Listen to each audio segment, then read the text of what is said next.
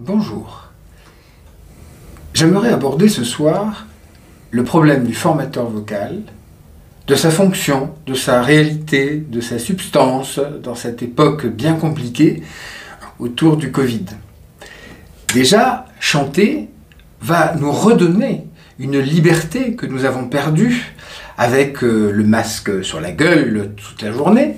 Donc ça va nous faire du bien de retrouver de l'oxygène frais déjà, et puis retrouver aussi le contact avec les autres. Parce que chanter, c'est chanter pour soi, chanter pour l'autre, et puis chanter avec les autres.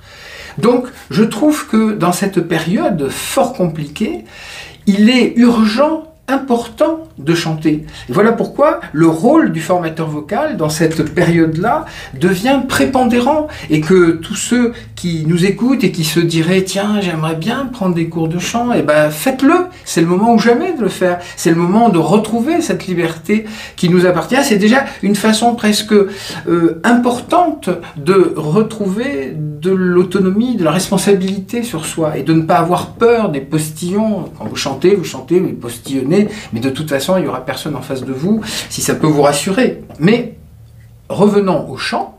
Ce qui est important dans cette histoire, c'est que de chanter, c'est aussi re-stimuler nos poumons qui sont toute la journée enfermés. La fonction sociale du formateur vocal est très importante.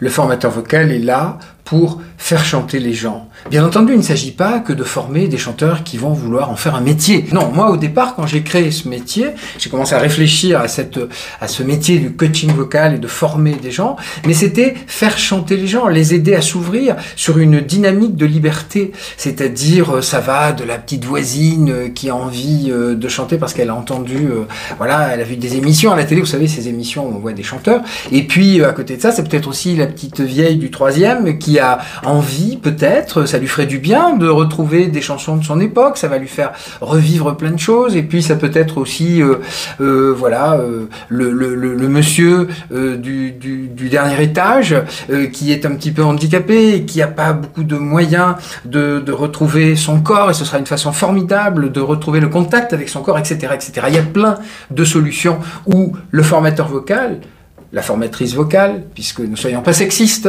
hommes ou femmes confondus, va avoir un impact social très important. Et en plus, dans cette période-là, très particulière, c'est aussi une façon de redonner un peu de l'économie, de redonner de l'oxygène à cette économie défaillante dans laquelle nous sommes, parce que plus rien ne se fait nulle part. À nous de créer formateur vocal, de recréer un peu du tissu social, du tissu professionnel. Alors bien entendu, on respecte les gestes barrières, puisque il en est question, et que je ne vais pas, bien entendu, aller contre ça. Respectez les distances, mettez-vous à 3 mètres de la petite vieille, et il n'y aura pas de problème. Et puis, donnez vos cours avec suffisamment de, on va dire, de sécurité pour vous-même, pour ne pas vous inquiéter de tout ça. Mais chantons, chantez, faites chanter. Je trouve qu'il est important, dans l'état actuel de la société qui est en train de se scléroser, de perdre certaines libertés fondamentales, de retrouver ce plaisir, cette nécessité, cette forte importance qu'a le chant.